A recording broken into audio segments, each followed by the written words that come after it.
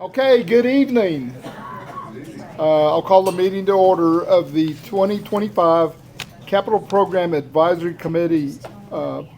Today's meeting is on January the 20th. So the first item on the agenda is the approval of the minutes from the January 6th, 2026 meeting. If you've had an opportunity to review them, I'll ask for a motion and a second. We got a motion and a second. Gary and Joe, thank you. All those in favor, aye? Aye. All opposed, same. And the motion passes. Thank you. Item number 3 on the agenda is review and answer questions related to the street classifications, condition ratings, and the proposed eligibility and select process for 2026. And we'll call on Caroline. Okay. Caroline Wagner. Welcome, everybody. One of the next item is going to be talking about the service center, but I know that since the last meeting that we had and tonight, more technical information was sent out. Hopefully all of you received that via email. We have hard copies if you're interested of kind of the weights and things like that, if you'd like to take a look at it. But the goal tonight regarding streets wasn't to give you another presentation on that, but really to get your feedback, to see, between the last several meetings on streets and that additional technical information that was sent out. We would love your feedback. If there's anything, if there's anything in the methodology that you have concerns about, the weighting, if there are any, particular streets you think we need to take another look at, if you think that the scoring that was assigned as part of that process is something that isn't accurate. What do you think?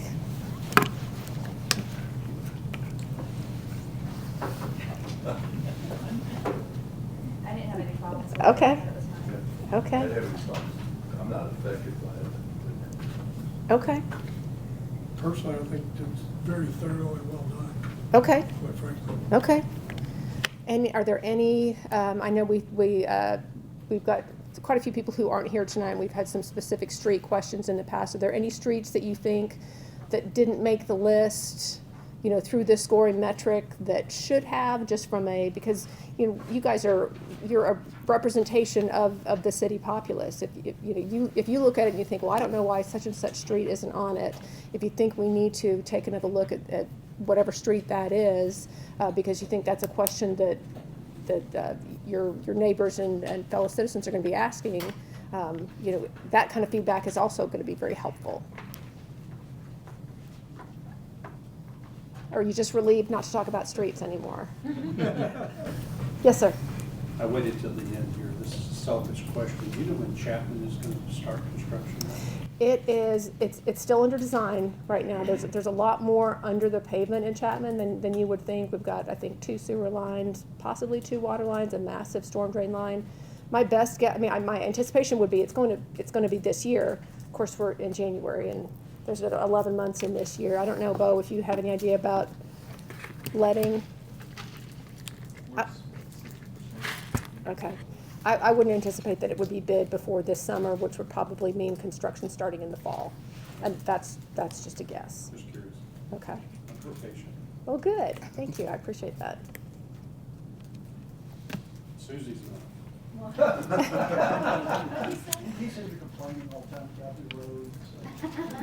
No, I live across the street from Susie, so that was a Liberty Park Estates joke. Okay. Yeah. Got it. Okay, so no concerns with the methodology as presented and the street list as that scoring bore out. Okay, well, thank you. That's great. Okay, any further questions from Caroline on that subject? If not, we'll go to item number 4, and that's review and discuss proposed city service center project. Is it coming? Okay.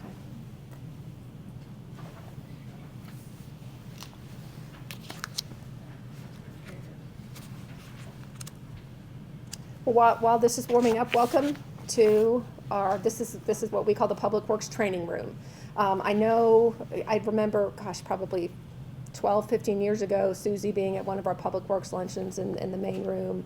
I feel like some of you have probably been here to this complex before, maybe not behind the fence, if you will, the way we are now, but welcome. This is kind of the heartbeat of city operations unrelated to public safety and so forth. So excited to have you here. The timing of this is actually great, as we all have been hearing the weather updates.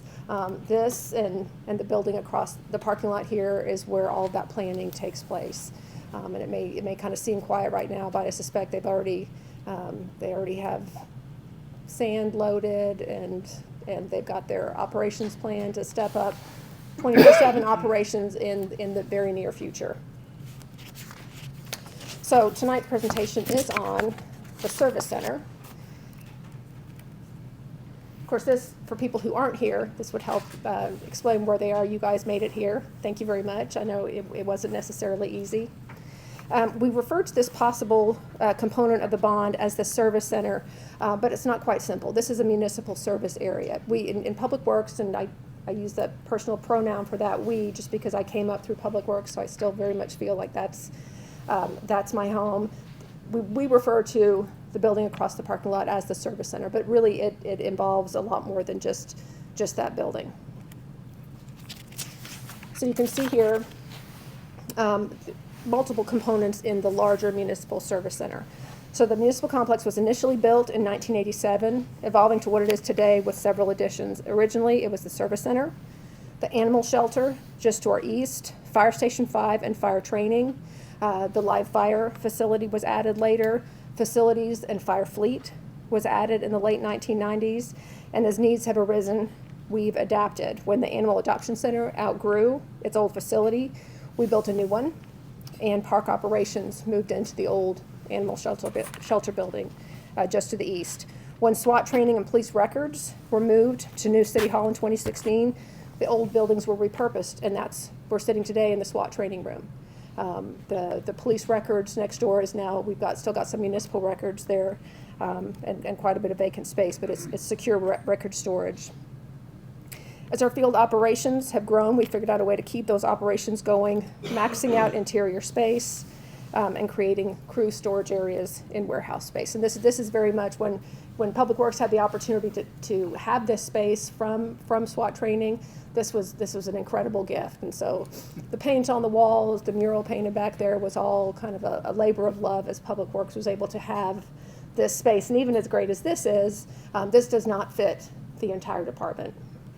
So for things like safety meetings, either everybody's packed in here kind of shoulder to shoulder, or it happens in stages. But just a graphic here on the screen for you to see the different parts. Of course, I don't have a mouse to point to. We're here in this building. This is the Public Works Service Center, Fleet Ops, Fire Station 5, Public Safety Training, that's Fire Fleet, and Facilities, and of course the Animal Adoption Center here, with Iron Horse on your right and Mid-Cities at the top of the screen.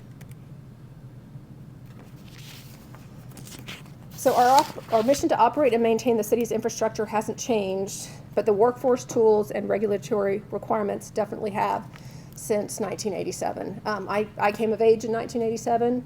I think there's some fantastic things about the 80s. Not everything has aged well. And I think, unfortunately, some of our facilities may reflect that.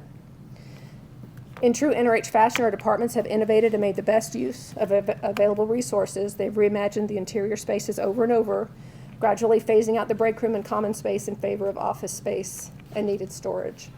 So our challenges in this, and we're focusing now on what's happening on the south side of Dick Fisher Drive South. So we're not looking at Fire Station 5 and public safety training or the Animal Adoption Center. So now we are just looking at Public Works Service Center and park operations and all the buildings over here. So as I indicated, our current building was built in 87. The service center, the building we're going to be touring next, which is just across. There's not a room big enough for all of us to be together inside that building. So that was built in 87, as were a lot of the buildings. Most of this complex was built in 87, including the fire station. The city's population at that time was somewhere just shy of 40,000, from what I understand. And so if you think about lots changed since 1987.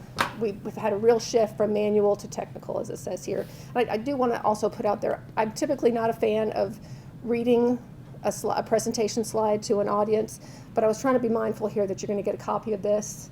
And so I wanted it to be as comprehensive as possible. So forgive me if I'm reading to you. I know you're perfectly capable of reading. I just wanted to get the information across. But we've shifted from shovels and wrenches, which was the focus in 1987, to SCADA utility oversight. SCADA stands for Supervisory Control and Data Acquisition. So there's, where in the past to monitor tank levels, people got in the truck and they went to the tank. They saw what the level was. They would radio in, let somebody know. Now that's handled remotely. So there's a different, there's some office space requirement and IT requirements there that we didn't have before. So we've got digital traffic systems also.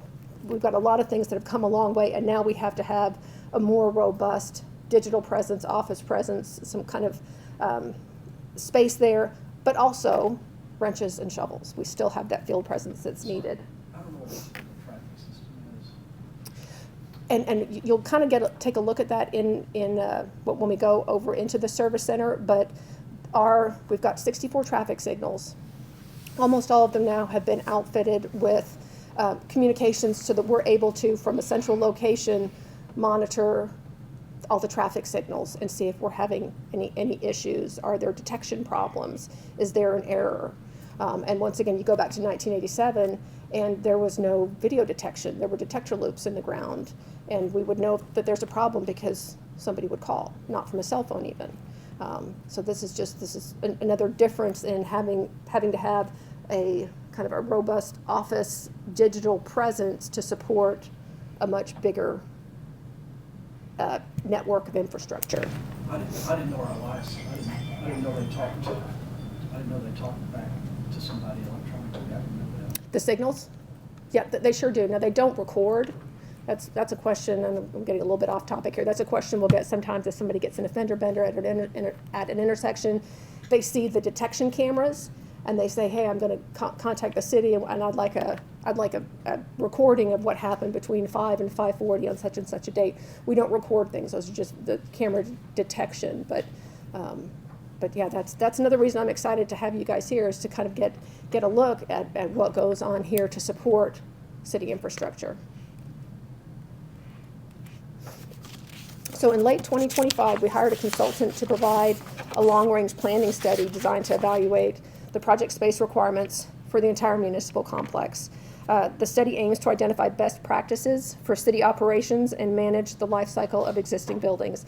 The scope of that study was more than just what's happening on the south side of Dick Fisher. That did also include Fire Station 5, public safety training, and so forth.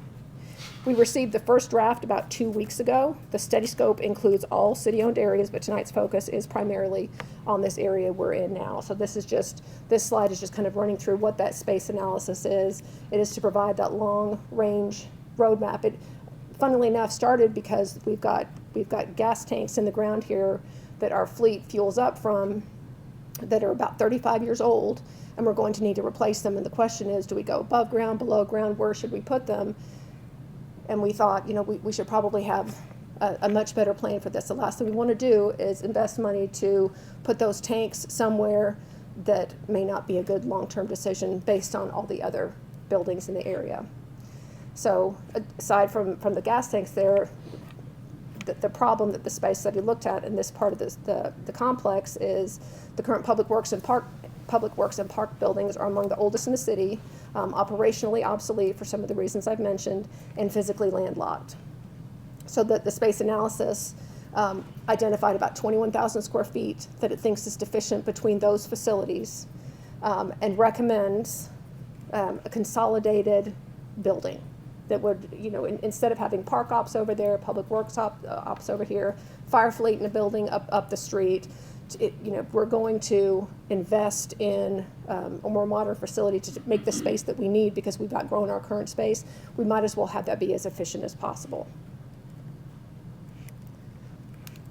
So what they're recommending, this is just kind of and this is all just a concept at this point, but a key recommendation is the study of the study is to address that space deficit through consolidation. So the yellow shape that is shown there, that is their recommendation, roughly to scale, for a consolidated public works, park operations, and fleet building. We're, Did the other buildings stay? the other buildings wouldn't necessarily, it's going to be a bit of a mix. The outbuildings that you see kind of on the diagonal at the bottom, those would very likely stay. The Public Works Service Center building, which is right here, would, in theory, we will be able to continue to operate out of it mostly, but once the construction is complete, that would come down, as would that other section. So that would remove those buildings to the left of that yellow shape and free up that yard space. That as you drove in here, that's a bit more cleared out for those of you who made it into the parking lot in the back here. Typically, it's more full of equipment. We've intentionally freed up space to be able to bring all of you back here, but we've got equipment that can fill that up in addition to the parks equipment, which is parked in this lot over here. Where's the employee parking? Employee parking would be, No, I mean on this. it would be across the street. Oh, Currently. Currently, right. Currently, it's not behind the fence. Because behind the fence is for the workers. Correct. Okay. And that one building next to us here, that's a garage, isn't it? That building down, that's where we are, next one. right? That's a This is garage. covered storage. Covered storage, Yeah, and Bo and Kenneth and Justin That's can weigh in on that's exactly. our And the building we're in right now would go away, right? No, stay. No, That's just we would try and salvage Just as gonna much as take we off part can. of it then. But and this is also, this is definitely a high-level conceptual study, so we would need, and they came out here, they walked it, they measured every room, they looked at building systems. It is, it's an educated, informed recommendation, but we didn't hire an architect yet. That's way down the road. So when it comes to it, you know, if funding is found to support this, there would be a lot more work to do to decide exactly how big, where, what can stay during construction, what could stay long-term. Why not a multi-story building for more room for offices and IT facilities and that kind of stuff? Why not a multi-story building? It could be that's what's recommended. One of the things that Bo and I did about 3 months ago, kind of because this is our home, if you will. This is the public works, the only public works operations I've known, and I think the same for him and for a lot of the folks here in North Richland Hills. We've got good relationships with some of our peer cities. We went to the city of Grapevine. If you remember, they had that tornado, I think, in December of 2023, and it ripped the roof off of part of their service center.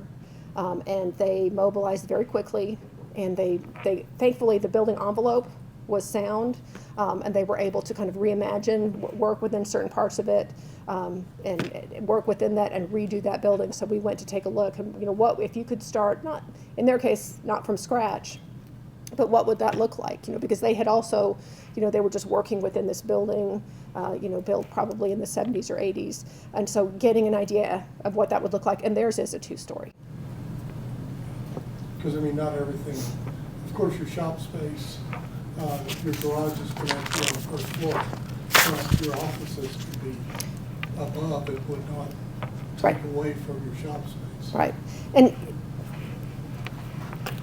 Go ahead. no, No, I was gonna ask you just 2 questions for you. I know this is just a footprint, see if the footprint of the building's gonna stay. Did y'all look at yard space and everything like that? 'Cause I'm sure it's gonna be huge. that Refrigeration and everything? yes, that's also the idea would be moving the fuel center, which right now is back here, probably moving that closer to Iron Horse, having a consolidated building and a consolidated yard, and not having the redundancy and the duplication of, Parks has this and we have this, Parks has that and we have that, Fleet has that, and so do we, to have as much efficiency built in to support those operations, and then have a yard that's set up. That ties into my next question. I know when you're talking about ops, I mean, these are the guys that do the job. These are the guys that are out there working. I would assume with ops, there's gonna be a lot of crossover between park ops, public work ops, everything like that. I would assume that this would help tremendously on that. That's the idea. I mean, today, there's great collaborative communication between park ops and public works ops. I mean, correct me if I'm wrong, but on a day-to-day basis, they're operating largely independently. Having a consolidated building, because there's some efficiencies there that I think, we've come a long way as an entity, really breaking down silos. And this would go even further for those, where operations meets operations. There's no need to have these walls up. I tell you, with Burble, we just consolidated everybody into one building. And we're less than a month into it, and it's a huge difference. Just the way we operate now, it's a huge difference. So it's a good idea. My thought is, like we talked to the library, this would be one story, at least build the walls and build the structure so we can hold them in the storage when you can go up for more space and we're watching funds. Agreed. I think the intent would be to, and I can't speak to what happened in the 80s that resulted in this building here, but I think, back then they didn't know what they didn't know. We don't know today what we don't know. I think we've got we know that we need to plan for more. And that would definitely go into that. It wouldn't just be hiring an architect. It would be, continuing to work with space planners who are familiar with industry standards, other facilities. We don't want to recreate the wheel. One of the things I wanted to say though, because I think that we always, I think, make things look too easy. So I know Caroline mentioned we moved some equipment. We moved quite a bit of equipment to open parking here.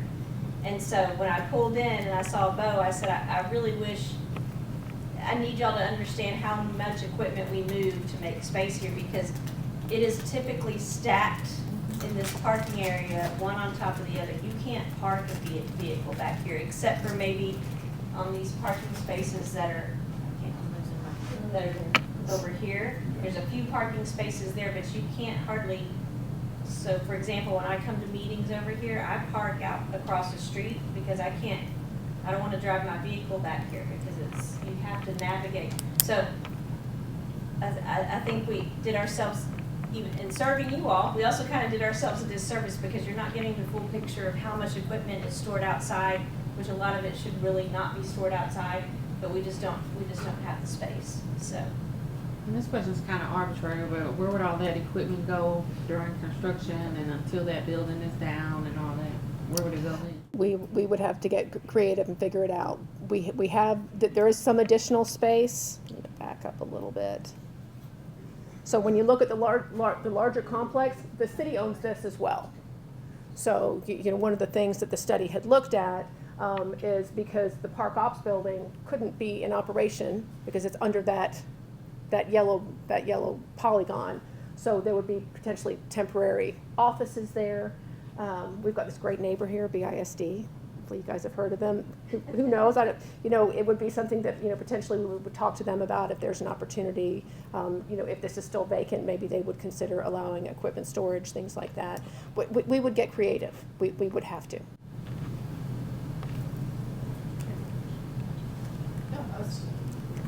No, I don't have a question. Okay, so look, as he said, I do know the buildings built back in the 70s, 80s don't do any, they're not well suited for electronics and that you don't have to listen to.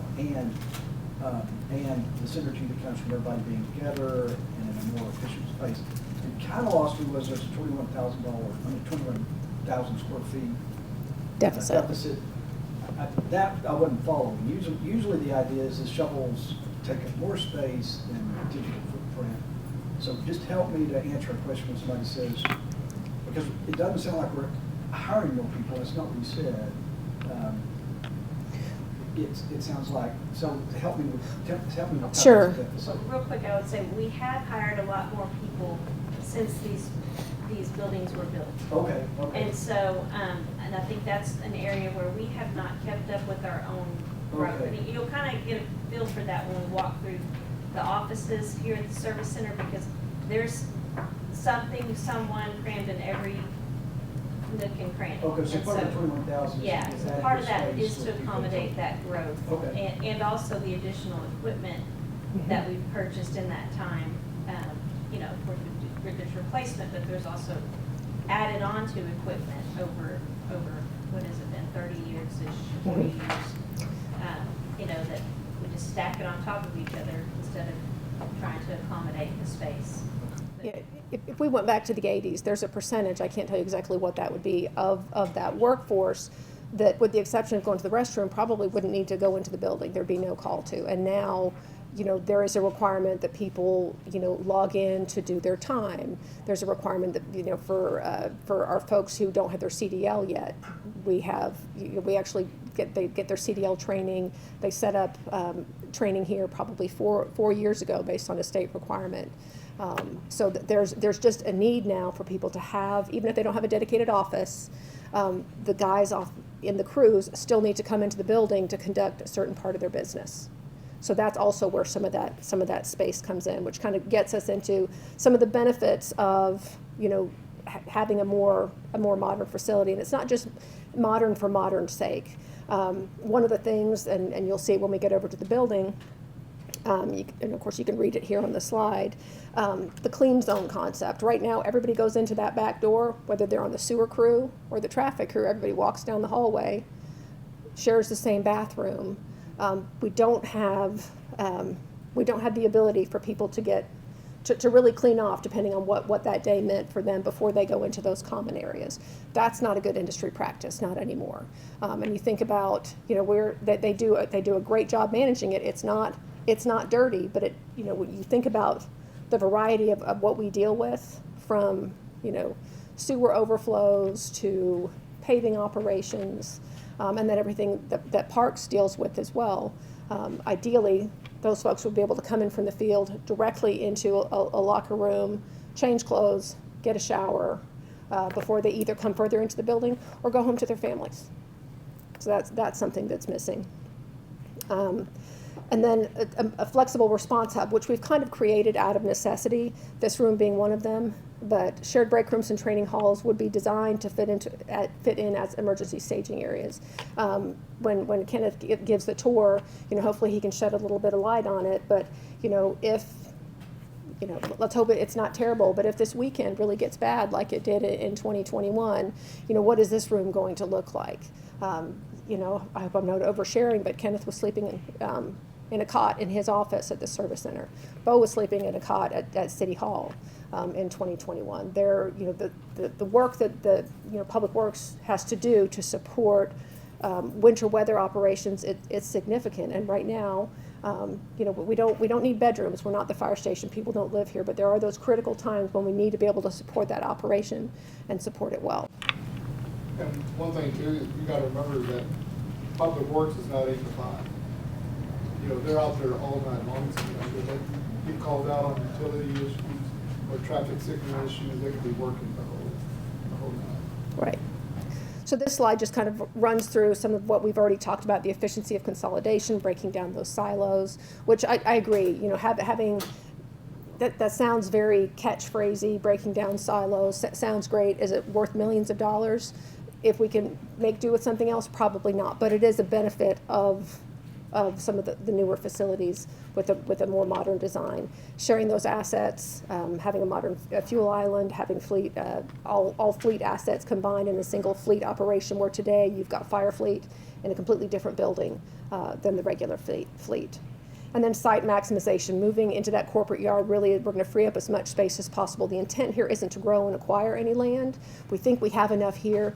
We just have to make better use of it.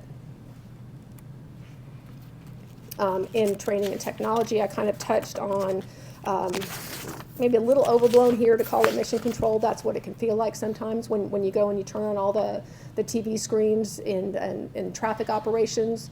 And you'll see traffic operations is also in the sign shop. It's the size of a small bedroom, and they're making signs and they're monitoring traffic. They're doing all the things in this tiny room. But and SCADA's in its own office, having a dedicated space for CDL and technical training. And then once again, that readiness when the storm hits, having the ability to properly house and support the crews. Can you explain what SCADA is? Sure. So once again, SCADA is the supervisory control and data acquisition.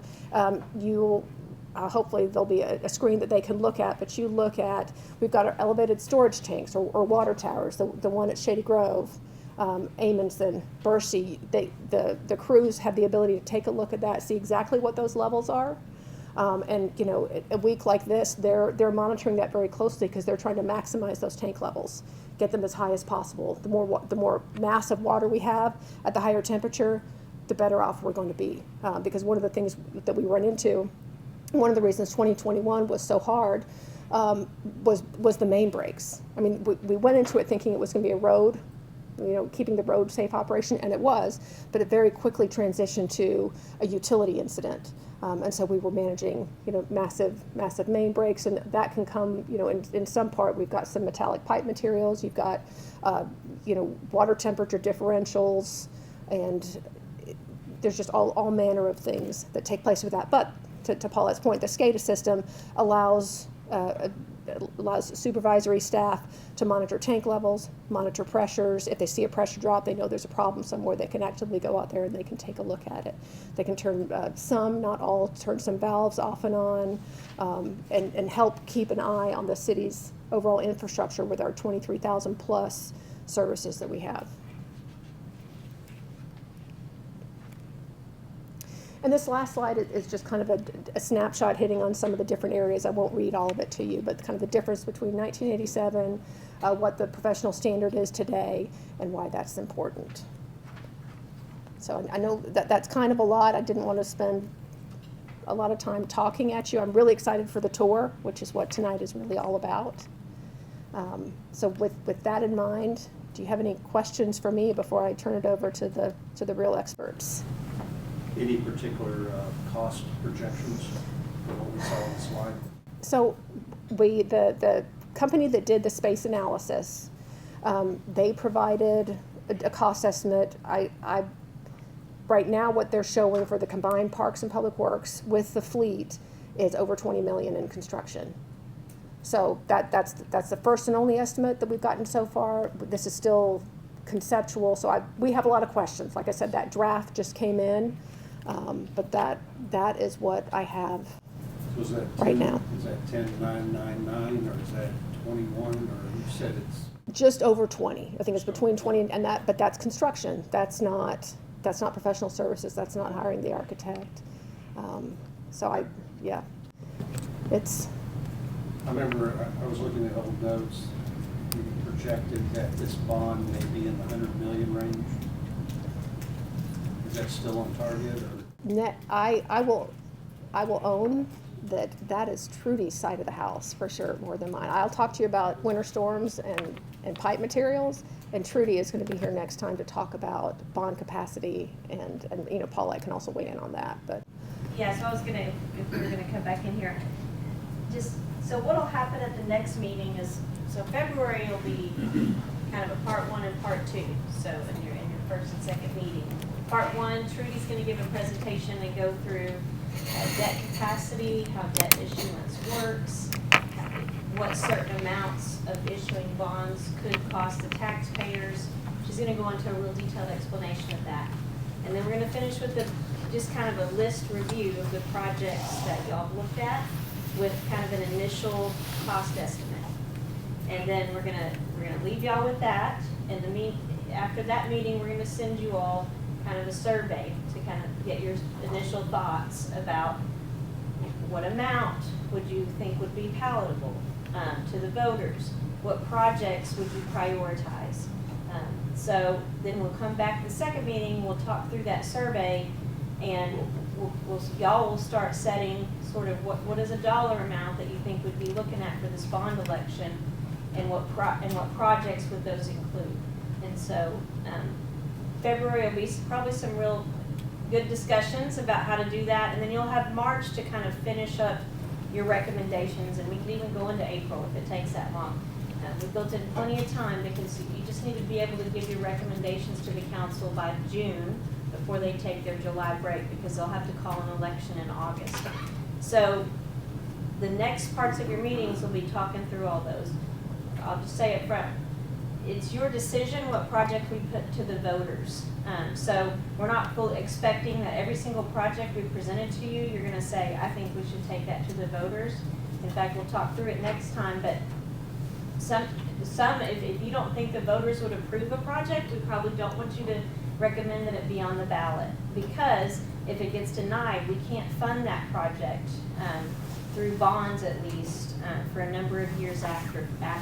So as you're thinking about these projects and as we're discussing them, and you may decide, nope, we think we put them all up and see what passes, and that's good, but we'll kind of be talking about all those different factors and deciding points next time. The other thing that we'll talk through a little bit is the state legislature, at least for the last few sessions, has had bills to limit our ability to issue what's called certificates of obligation bonds. Those have not passed yet. But what that means for us is the next session comes up in 27, and so we know more of those bills were filed. What y'all are considering is what would we put up to the voters to approve what's called a general obligation bond. If the legislature eventually passes a bill that doesn't let us put up certificates of obligation bonds, which don't require a vote, they can be protested by voters, but they don't require a vote, then it's gonna be hard for us to fund some of the projects that we fund with COs now, which include things like fire engines and fire apparatus that are, $1 million or so. It includes water line projects or sewer line projects, things that kind of have to get done, but the voters, if they see it on a ballot, may not approve that. And so I'm saying that to say some of these projects, if we didn't put them for a bond, we might look at if we could fund them with the CO while we still have the ability under state law to issue COs. So that's your teaser for February. So I know you're real excited. Sorry, Lisa. So, my question, and this is, because I've never been a part of this process, so when you talk about us, like, voting to determine, what thinks what, is that done in, like, small groups? Will we have our own little sheets where we? So what we think we're gonna do is, you'll have these discussions, and then, so we'd have that in between survey, in between your February meetings. And then after your discussion on the second meeting, we'll probably send out an individual, your own sort of ballot to take, after y'all had time to discuss it. Because that way, I think it helps you all put down your true opinions without getting into a debate about it. And then we would bring that final survey back again in March to kind of talk through. So it'd be kind of like a secret ballot, but and we would we have ways to make the surveys anonymous, so you can send them into us and we won't even know whose it is. So that way it kind of takes the pressure off, but also it lets us know where you are. I would also encourage you, as you get these surveys, especially the one in between meetings in February, talk with your family and friends and neighbors about these things we're talking about. Get their opinion about, tell them what you've seen as far as your thoughts of needs for the different things, and then get their thoughts on their willingness to vote for, and their thoughts on the need for any of these things that we've talked about. So. And just a quick comment. Paulette and I were talking a little bit ago about what the population was in 1987, and just a rough estimate, we probably have doubled our population since 1987. So when you talk about the increased number of equipment, the increased number of staff, it goes with an increase in population. So I know we crossed over 50,000 around the year 2000. I think that was the first census that we were officially over 50. And so, kind of do the math, that would probably put us around maybe 30-ish back in the 80s. You have to. So when we're putting together the package that we want to put in front of voters, is it one big package, it's all or nothing, or do we also have the ability to kind of break it up into pieces? Yes, you do have the ability to break it up, and actually state law requires that it be broken up enough to understand what the separate projects are. Now, the difference, the only thing that's kind of different is streets. You don't have to we're not going to be listing each and every street, but the ballot language has to make it clear that that's for street, reconstruction, and then it'll list some other things that might be included in that cost, like utilities and that kind of thing. You have to be specific enough that voters know what they're approving. But the education materials that we put out about streets, for example, will include all the streets that you've ranked and talked about, so that they'll know. And then that brings me to the other point. So the city, once it's decided and once an election is called, we can put out educational materials, but we can't put out anything that advocates for or against any of these. And so from there, this committee would create what's called a PAC, Political Action Committee, most of y'all are probably familiar with that, to help support, to help advocate for the projects. So it's also important that you actually support what you're putting forward, or at least once you get out of this room, you can ride the granny, so to speak. Will we eventually have like town halls? Yes, so that would be part of, so once an election is called, there would be town halls, but also probably informational meetings, just put together, you know, you all, the neighborhood associations, we'd probably be sending you all out to go and talk. Some of us would go to answer factual questions. But we would, yeah, it would be a full-on sort of PR campaign until the election in November. Yeah. How many employees are at this center at one time? I know that's kind of hard since it's 24/7. I don't know. So if you include fleet, right now, we're probably somewhere around 70 employees that could be here at any time. So Is somewhere that- between 60 and 70, just depending. And there's, That fleet and public works That's only? fleet and So that public doesn't works. even include parks? and No. there's 22 in park ops. So they're close to 100. In and out, now you've got construction crews, Yeah. so they're obviously not here all day unless it's raining and they're doing some kind of a training or something like that, but. Something to think about just in this room, I counted, there's like 25 of us in this room right now. When we do a safety meeting, which we do once a month, we have anywhere between 60 and 70 people in this room. It's right next to each other, but I mean, it's Don't hard tell the because. fire marshal, thanks. If we split it up, the problem is They're not fighting. then we're dedicating a staff member to give the presentation twice or 3 times. So that's the reason we just get here in the morning and just sort of get everybody together. Y'all ready to see? I'm sorry, I got one more question. So part of that 21,000 square feet is also going to be, that's seen on your little chart, is going to be air-conditioned space to house equipment? There would be more conditioned space, yes. I mean, we're not talking about housing all of the equipment that's out here. I think long-term, there would be a goal to have more covered storage, and there's going to be some equipment that would be. And then, so why would some of it need to be in conditioned space as opposed to covered space? They can probably talk a little bit through. There's a whole range when you talk about our heavy equipment. There's dump trucks. I mean, everything would benefit from being undercover. Yes. But there are some more high-tech pieces of equipment that would be better served by being able to be in conditioned space. And looking ahead to a weekend like we're about to have, one of the things I'm sure that they're working on is coordinating with the fleet mechanics to clear out any equipment that's currently being maintained that isn't going to be critical to our future operations coming up this weekend, so that we can put that equipment inside. Even if it is an air-conditioned space, it has the ability to be heated so that we're keeping those engines, they can be started to get out there and do sanding and operations like that.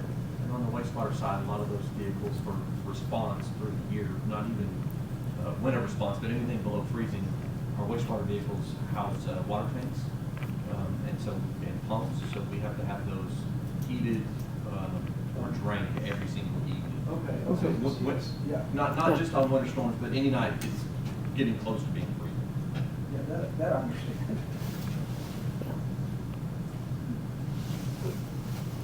Correct me if I'm wrong, but also some of your shop spaces now with modern labor pools, you've got to have air-conditioned space for mechanics and stuff like that. It can't be a 120-degree shop. We are definitely trying different iterations to keep the climate reasonable inside. Yeah. Different types of fans and corridor venting and things like that. So Would you mind just telling us, not now, but kind of that 21,000, how much of that is like what he was talking about? Yeah, I definitely understand mechanics working on stuff. And then how much is just to store some of the equipment that he was talking about? Yeah, let me dig that out of the study, and if we don't, You don't have to tonight. we can provide it before that next meeting, so you can see what that recommended breakdown is. They're recommending like a total 60,000 square foot facility, and we can break that down, offices versus kind of training rooms versus fleet spaces. Yes, for sure.